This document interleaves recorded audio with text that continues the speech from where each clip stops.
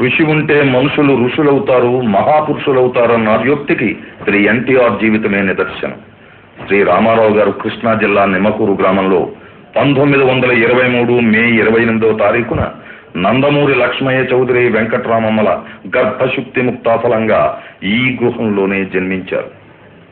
చిన్న వయస్సులోనే వేదం, ఉపనిషత్తులు అభ్యసించారు.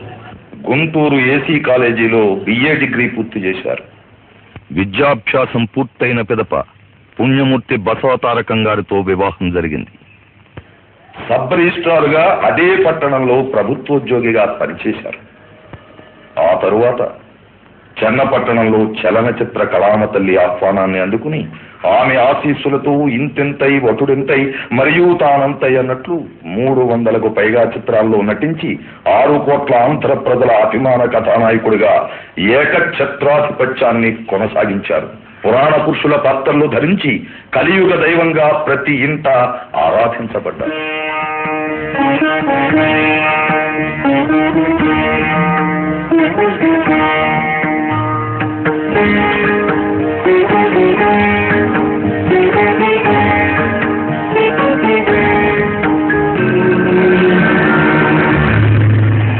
శాంతియుత పోరాట మార్గంలో పూజ్య బాపూజీ పిలుపునిస్తే భారతదేశంలో తెలుగు భూమి ప్రతిస్పందించింది.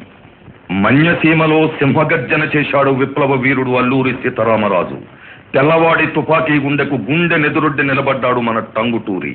విశాలాంధ్ర అవతరణ కోసం ఆత్మత్యాగం చేశాడు అమరజీవి పొట్టి శ్రీరాములు. ఆ కోవలోనే ఆంధ్ర రాష్ట్రం ఆత్మగౌరవాన్ని అమ్ముకుంటున్న సందర్భంలో తెలుగు జాతి ఆత్మాభిమానాన్ని నిలబెట్టడానికి, తెలుగు సంస్కృతిని పెంపొందించడానికి, తెలుగు జాతిని ఉద్ధరించడానికి ఉద్భవించారు మన అన్నశ్రీ నందమూరి తారక రామారావు. 35 సంవత్సరాలు తనను అభిమానించి తాను ఇంతటి వాడవడానికి కారకులైన తెలుగు ప్రజలు అరాచకత్వంలో అల్లాడిపోతున్న దృశ్యం ఆయన్ని కలచివేసింది.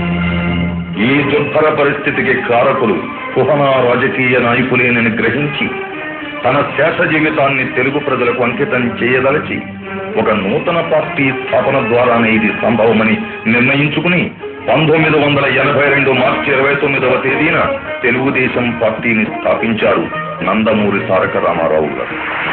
తెలుగు జనతకు వందనం, తెలుగు యువతకు అభినందనం, తెలుగు మమతకు అభివాదనం, తెలుగు జాతికి శుభాభినందనం. హరిజన గిరిజన దళిత వర్గాలు గూడాల్లో, అడవుల్లో, గుడిసెల్లో మగ్గిపోతూ ఉంటే చూచి భరించలేక వెనకబడిన తరగతులు ఇంకా ఇంకా అట్టడుగుకు తొక్కివేయబడుతుంటే సహించలేక జనాభాలో సగమున్న ఆడబడుచులు అన్యాయమవుతుంటే ఓరిని పట్టలేక రాజకీయం భ్రష్టమై, వ్యాపారాత్మకమై, దగాకోరు విధానమై ఆంధ్ర ఆత్మాభిమానం చంపుతూ ఉంటే గుండె బద్దలై మనసు విఫలమై ఓరిని పట్టలేక మీకోసం వచ్చాను. ఈ తెలుగుదేశం శ్రామికుడి చెమటలో నుంచి, కార్మికుడి కలిగిన కండరాల్లో నుంచి, రైతు కూలీల రక్తంలో నుంచి, నిరుపేదల కన్నీటిలో నుంచి, కష్టజీవుల కంటి మంటల్లో నుంచి, అన్నాస్తుల అక్కందరలో నుంచి పుట్టింది ఈ తెలుగుదేశం. తెలుగువాడి పౌరుషం చాటి చెప్పడానికి, తెలుగువారి ఆత్మగౌరవం నిలబెట్టడానికి పుట్టింది ఈ తెలుగుదేశం.